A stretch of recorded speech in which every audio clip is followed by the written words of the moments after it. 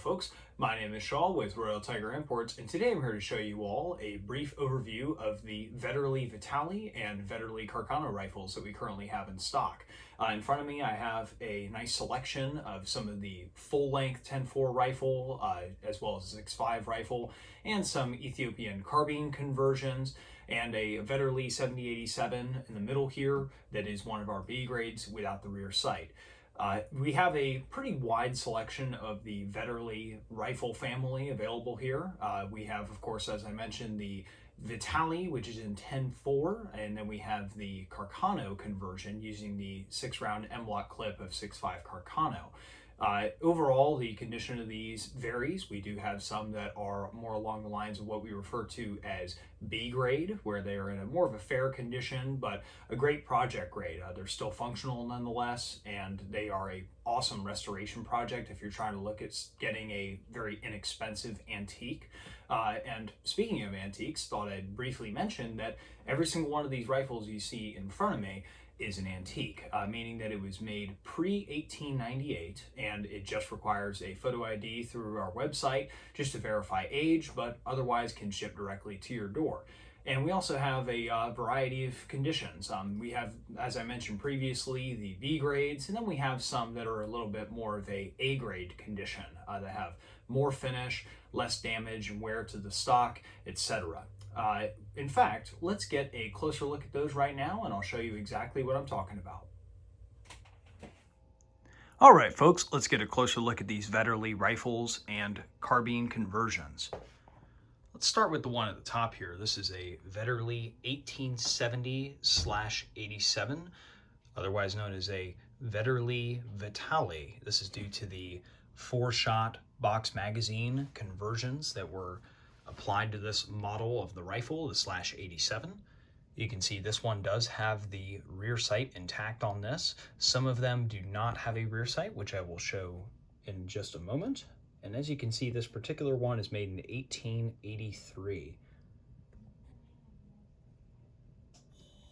And as you can see, the bolt mechanism does have all of the components there. It does have some surface rust and other dust, etc., but these clean up wonderfully. This particular one, of course, being a Vitali conversion, is still in the 10-4 chambering, and you can see on the inside of here as well, the 10.4 Vetterli cartridge is a pretty wide, stout cartridge. Moving on to the next one, you can see that this is also a Vetterli Vitali, but the main difference being this was an Ethiopian cut down or carbine conversion. So this particular one, if we zoom out, at first glance it does look very similar to the rifles, but it's got about 6 to 8 inches of the barrel removed at the front. There are some that are shortened significantly more. The lengths do vary, but generally speaking, they shorten the muzzle end, reattach the front sight, and may or may not add on the bayonet lug that was present on the original factory rifle. In fact, if we turn it over here, you can see the original rifle did have a side-mounted bayonet lug, while some of the carbine conversions, for lack of a better term, do not have it. Moving on to the next one, this is the one that I mentioned previously that is a 70/87 B grade. This particular one does not have the rear sight, but has all of the other components intact. For whatever reason, it seems quite deliberate that the Ethiopians removed the rear sights. They did this both on the Gras for the cavalry carbines in particular, as well as the Vetterlis. Kind of odd, as I don't really see any accuracy advantage, certainly. Although they may have done it for ease of use in some sort of scabbard, maybe it was getting caught and they just knocked off over time. Who knows? It's one of those things where if we hear a good explanation, we'll be certain to let y'all know, but in the meantime, it's quite a mystery. And again, these are the ones that are in 10-4 up here. You can easily tell due to that large base plate surrounding the magazine, as well as the unique shaped Vitali style magazine. Moving on to the 6.5 Vetterlis at the bottom here, you can see this top one or rather the second from the bottom here, is in 6.5, of course. This is in fairly nice shape. It does have significantly more bluing, although it still does have some wear. You can see that it has the long rail at the rear of the receiver. We have some that have long rails and short rails. That is a bolt guide track. And the 6.5 conversion is quite apparent. As you can see, it's got a very similar to the Carcano magazine housing. So your clip is manually inserted from the top. It latches in using where this button goes through. There's a small hook that hooks into the back of the clip and retains it in the action until the last round is chambered, and then the clip falls out the bottom. And as you can see from just a moment ago, there is the exit hole for the clip. Just falls out due to no rounds retaining the feed lips of the clip. And another thing too, you'll notice some of the Vetterlis have the AOI stamp. This stamp was applied by the Italians when they used these rifles among other rifles such as the M95s when they were in Ethiopia. And while we're here as well, you can see the rear sight is slightly different on the 6.5s.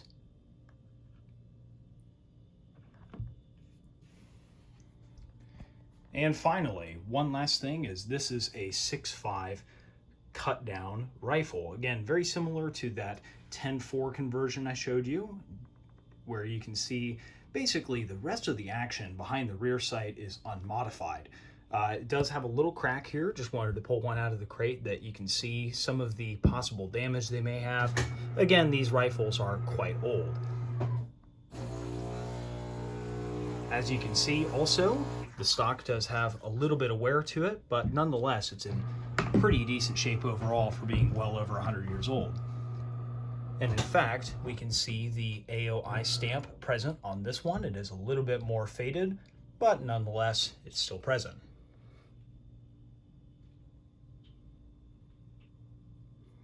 And again, we have our 6.5 chambering rear sight. And one more thing while we're over here, I've got out one of our reproduction clips. This has the appropriate markings on the rear, the SMI star 39, and each one of the 6.5 Vetterlis, generally speaking, does come with a free clip, at least while supplies last. Again, these particular ones are reproduction clips, but we do have some original brass 6.5 clips as well. And speaking of 6.5 ammunition, if you haven't heard already, we are teaming up with a company named Milsurp Munitions, where we are planning to produce, in fact, there has been a batch released, but it's sold out extremely quickly, of 6.5 regular Carcano ammunition, and then there's 6.5 in a slightly larger bore diameter. I believe it's a 268 projectile for other loadings, and if you slug your bore and find out you have a certain diameter of rifling, the 268 bullet may engage better in the rifling. And then finally, because of the Vetterlis, as you see in front of you, we are having a custom load of Vetterli 6.5 reduced power ammunition made. It's really wonderful to offer that. And again, these antiques can ship right to your door, making special ammo for them so that they can be brought out to the range again and shot safely. It's highly recommended that you do not shoot a full power load out of these rifles because, again, they're quite old, and also the locking system being a rear locking action, as shown here. The locking lugs are functional, but they're not exactly the strongest design. This was perfectly fine for a black powder that it was originally chambered in, but being in a smokeless cartridge, it's best advised to use a reduced power cartridge. Fortunately, Milsurp Munitions is able to provide that, and we're happy to notify everybody. So when it comes out, keep an eye posted out on their website, and we'll see how it shoots. Thank you very much for watching. God bless.